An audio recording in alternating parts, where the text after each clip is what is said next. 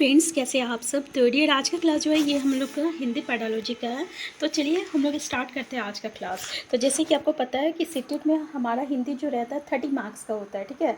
तो इस 30 मार्क्स में 15 मार्क्स जो रहेगा ये पेडालॉजी का रहेगा, और 15 मार्क्स जो रहता है ये आपका पैसेज से रहेगा और ग्रामर से रहेगा, जिसमें 2 पैसेज आता है, गद्यांश उपद्यांश, और उसमें से 2-3 क्वेश्चन जो रहता है ग्रामर के क्वेश्चन होते हैं। तो ये 15 मार्क्स जो है बहुत ही ईजिली आप लोग यहाँ पे गेन कर सकते हैं।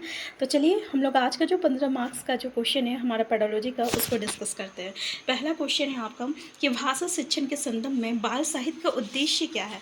पहला ऑप्शन है बच्चों को भाषा के नियमों की जानकारी देना।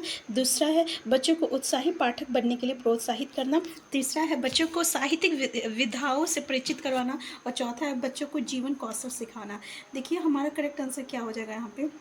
तो अगर हम देखें तो यहाँ पे हमारा करेक्ट आंसर हो जाएगा, आपका आंसर बी हो जाएगा, बच्चों को उत्साही पाठक बनाने के लिए प्रोत्साहित करना। आंसर बी जो रहेगा ये इसका करेक्ट आंसर हो जाएगा। नेक्स्ट है संदर्भ में व्याकरण का शैक्षिक निहितार्थ है। पहला ऑप्शन है व्याकरण पाठ के संदर्भ में सिखाया जाता है। दूसरा, पाठ के संदर्भ में व्याकरण जानना जरूरी नहीं है। तीसरा, व्याकरण और संदर्भ दोनों अलग है। और चौथा, व्याकरण का संदर्भ पाठ्य पुस्तक में ही होता है। इसका कहने का मतलब क्या है। तो देखिए जब हम लोग छोटे थे यानी क्लास 7-8 में, तब हम लोग जो भी चैप्टर पढ़ते थे, ठीक है, तो उसी के लास्ट में जो है आपका व्याकरण के क्वेश्चन पूछे जाते थे। यानी व्याकरण का जो संदर्भ है पाठ्य पुस्तक में ही होता है। तो आंसर 4 जो रहेगा करेक्ट आंसर हो जाएगा। नेक्स्ट है बच्चों को कहानी सुनने की उपयोगिता सिद्ध होती है। पहला, कहानी में गुथे हुए नैतिक मूल्यों के आधार पर। दूसरा, कहानी से मिलने वाले ज्ञान विज्ञान की जानकारी द्वारा।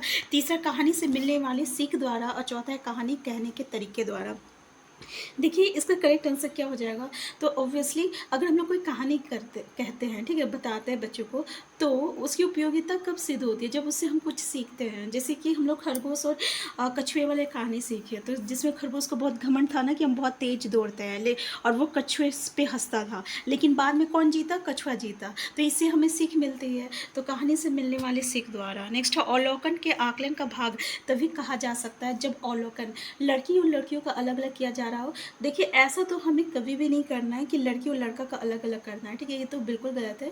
तीसरा, अनिवार्यता औपचारिक रूप से किया जा रहा हो या नियमित रूप से। तो देखिए आंसर 3rd हो जाएगा कि यह नियमित रूप से किया जा रहा हो, ठीक है, आंसर 3rd हो जाएगा।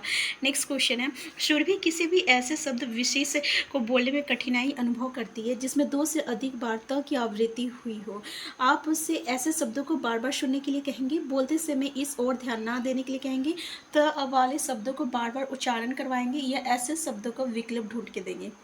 देखिए इसी क्वेश्चन को अलग अलग तरीके से पूछा जाएगा आपको, ठीक है। तो बस इसका कॉन्सेप्ट याद रखिएगा। अगर ऐसा हमें क्वेश्चन देखने को मिलता है तो हम उससे जो है विशेष ये नहीं कहेंगे कि तुम इस पे ध्यान मत दो कि तुम गलत बोल रही हो, या उसको बार बार दोहराने के लिए कहेंगे, या ऐसे शब्द उसको हम ढूंढ के देंगे जिससे बोलेंगे कि भाई तुम देखो ये गलत बोल रही हो, ये शब्द को तुम्हें बार बार बोलना है। हम क्या बोलेंगे कि ऐसे शब्दों को ना तुम बार बार सुनो, अगर कोई बोल रहा है तो उसको बार बार सुनने के लिए कहेंगे। नेक्स्ट है प्राथमिक स्तर पर भाषा का आकलन करने में सावधानिक सहायक है नाटक का मंचन, वीडियोग्राफी, लिखित परीक्षा, पोर्टफोलियो। देखिए इसका करेक्ट आंसर क्या हो जाएगा, हमारा पोर्टफोलियो हो जाएगा। नेक्स्ट है यदि तुम्हें डलिया भरकर आम दे दी जाए तो तुम क्या करोगी। इस प्रश्न का उद्देश्य है बच्चों की मौखिक परीक्षा लेना, बच्चों को गणित की ओर प्रवृत्त करना, या बच्चों की को नए शब्दों से परिचित करवाना, या बच्चों के अनुभव और चिंतन को स्थान देना। अगर हम किसी से किसी तरह का सवाल पूछ रहे हैं और वो बच्चा ऐसे ही तो जवाब नहीं देगा, पहले तो वो सोचेगा ना, जब वो सोचेगा तो यहाँ पे उसका चिंतन आता है, ठीक है। मौखिक परीक्षा लेना या गणित की या नए शब्दों से परिचित कराना, इसमें ये तीनों कॉन्सेप्ट बिल्कुल नहीं है, उसके अनुभव और चिंतन को ध्यान देना है। नेक्स्ट है अकादमिक सत्र शुरू होने के 2 माह बाद तक भी कक्षा 4 के विद्यार्थियों को भाषा की पाठ्य पुस्तक उपलब्ध नहीं करवाई जा सकी है, यानी अभी तक पुस्तक नहीं मिला है। तो ऐसे में शिक्षक क्या करेगा। पहला है भाषा क्षमताओं के विकास के लिए अन्य विषयों की पाठ्य पुस्तक का प्रयोग करें। अब बताइए अगर हम देखें तो पहला ही जो रहेगा बिल्कुल सही है। अच्छा ठीक है, भाषा का बुक मेरे पास नहीं है, लेकिन दूसरी बुक है तो हम कहीं ना कहीं जो है उससे लेके हम उसको पढ़ा सकते हैं, ठीक है।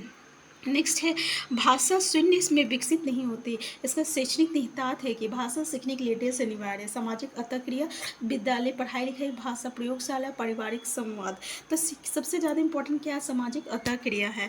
नेक्स्ट है प्राथमिक स्तर पर भाषा शिक्षण का उद्देश्य है बच्चों को अक्षरों की बनावट के प्रति सचेत करना, सहज अभिव्यक्ति का अवसर देना, मातृभाषा की लिपि को की पहचान करवाना या व्याकरणिक नियमों का कंठस्थ करवाना। करेक्ट आंसर क्या हो जाएगा? तो अगर हम देखें कंठस्थ करवाना नेगेटिव कीवर्ड है, हटा दीजिए, ठीक है। अक्षरों की बनावट के प्रति सचेत करना ये भी नहीं होगा। देखिए अभिव्यक्ति का अवसर, अवसर जो है ना पॉजिटिव कीवर्ड है, क्वेश्चन पॉजिटिव पूछे आंसर भी पॉजिटिव होगा। अभिव्यक्ति का अवसर देंगे मतलब उसे जो है बोलने के हम अवसर देंगे। नेक्स्ट है भाषाई कौशलों के संबंध में कौन सा कथन सही है? पहला, सभी भाषाई कौशल स्वयं ही विकसित होते हैं। दूसरा, सभी भाषाई कौशल पाठ्य पुस्तक से ही विकसित होते हैं। थर्ड, कोई भी भाषाई कौशल संबंधित नहीं है। चौथा, सभी भाषाई कौशल अतः संबंधित है। यहाँ पे क्या हो जाएगा? तो जितने भी भाषाई कौशल है वो एक दूसरे से संबंध रखता है, अतः संबंधित है। नेक्स्ट है पढ़कर समझना कुशलता का विकास करने में सबसे कम महत्वपूर्ण है। पहला है कहानी पर आधारित व्याकरण समझना। दूसरा है कहानी को अपनी भाषा में कहलवाना। तीसरा है कहानी पर आधारित प्रश्न बनवाना या कहानी का अंत बदलवा देना। तो देखिए क्या करेक्ट आंसर हो जाएगा? तो हमारा आंसर ये हो जाएगा कि कहानी पर आधारित जो है हम लोग व्याकरण को समझेंगे, ठीक है। तो ये सबसे कम महत्वपूर्ण है, ठीक है। तो आंसर जो है पहला जो रहेगा ये इसका करेक्ट आंसर हो जाएगा, क्योंकि अगर कोई कहानी अगर बता रहा है तो उसमें कुशलता कब देखा जाएगा? पहला तो बोलेगा अच्छा हम ये कहानी बताए, अब इसको तुम अपने शब्दों में बताओ, ठीक है। या फिर उससे कोई प्रश्न आप पूछ रहे हो बच्चे को, या बोलेंगे अच्छा ये बताओ ऐसा हुआ होगा तो उसका लास्ट में क्या होना चाहिए, ठीक है। तो इस तरीके से अगर हम क्वेश्चन पूछ रहे हैं तो यहाँ पे कुशलता का विकास हो रहा है, लेकिन उससे हम व्याकरण का कुछ क्वेश्चन पूछेंगे तो इससे जो है कोई भी विकास जो है उतना नहीं हो पाएगा। तो इससे सबसे कम महत्वपूर्ण रखा गया है। नेक्स्ट क्वेश्चन है निम्नलिखित में से कौन सा कथन प्राथमिक स्तर पर भाषा सीखने के लिए एक महत्वपूर्ण उद्देश्य की ओर संकेत करता है? संज्ञा, सर्वनाम, विशेषण और वचन की शुद्ध पहचान करना, ठीक है। दूसरा है भाषा वाद विवाद और कविता पाठ में भाग लेना, भाषा को अपने परिवेश और अनुभव को समझने का माध्यम बनाना। तो देखिए बिल्कुल सही है कि भाषा को अपने परिवेश एवं अनुभव को समझने का माध्यम बनाना, ठीक है। तो आंसर थर्ड हो जाएगा। नेक्स्ट है भाषा सीखने में शब्दकोश का बहुत महत्व है।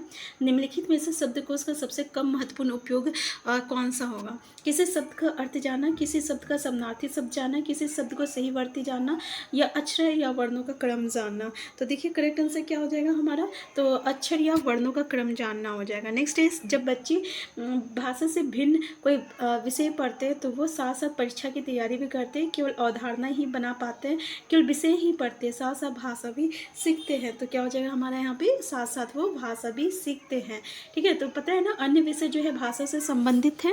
तो ये था आज का पेडोलॉजी का क्लास। आज का क्लास हम यहीं तक रखते हैं, हम फिर मिलते हैं नेक्स्ट क्लास में। Thank you.